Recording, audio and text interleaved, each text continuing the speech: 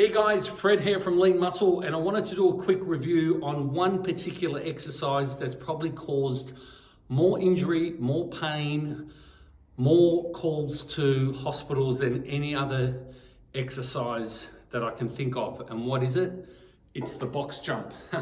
Now, box jump was very popular with the CrossFitters in the 80s and 90s as well. And although it's a really great movement, it's really great for a couple of reasons. It's a confidence booster. So it's really great in a way that it gives you that extra sense of confidence knowing that you can jump off from the floor up to a certain height. And generally speaking, there's a couple of different heights that I'm going to show you.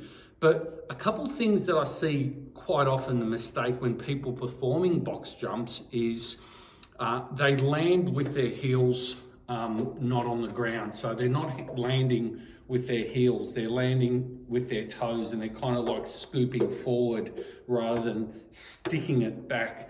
And I often say that when you're doing box jumps, you've got to kind of like be like a ninja, which is like nice and soft. So the harder you slam, the more impact there is on joints. So a couple of things that I'm going to go through with you today in this video series is how to do a box jump and how to escalate from not doing a jump to actually doing a jump, and what you can do to just gain that bit of confidence in regards to jumping. And jumping's a fantastic plyometric movement, no doubt about it. And there's always ways to improve. So when doing a box jump, as I said, there's a couple of different heights. This one's kind of, like about 8 or 10 inches off the ground. This one here, it's a little bit higher. It's about 2 foot in height. And then the one I'm going to do today is this little baby here. So that's about 4 foot in height when doing a box jump. So again, a couple of things that you want to think about when doing a box jump is it's not a race. That's number one. You want to think about you're not against the clock, generally speaking. You're just trying to get a different movement pattern going on. So quite often, what I like to do is just step up, right, and just step back. So step up, get used to what the body's telling you and the language the body's giving you. And then from here, what I want to do is jump back off. So I step up and then I jump back off. I do that for about half a dozen times until I'm really confident to jumping up. Now again, when you're jumping up from a box jump, and I've seen this and I've heard about people splitting their shins and doing all sorts of crazy stuff. So you want to be really extra careful when performing a box jump. So what you want to do is you don't want to look straight ahead.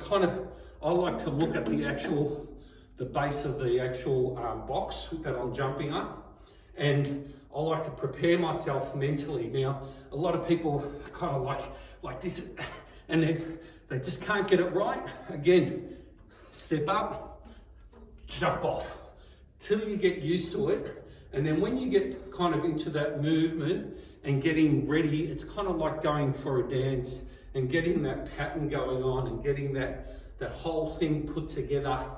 Again, you don't want to be landing like a 20-pound gorilla or 200-pound gorilla for that matter. You want to be landing nice and soft. So listen to what your feet are telling you, because it's a really good mechanism. And what I've done is I've taken my shoes and socks off because I love just training barefoot, because it gives me a sense of connection with the ground and it gives me a sense of stability.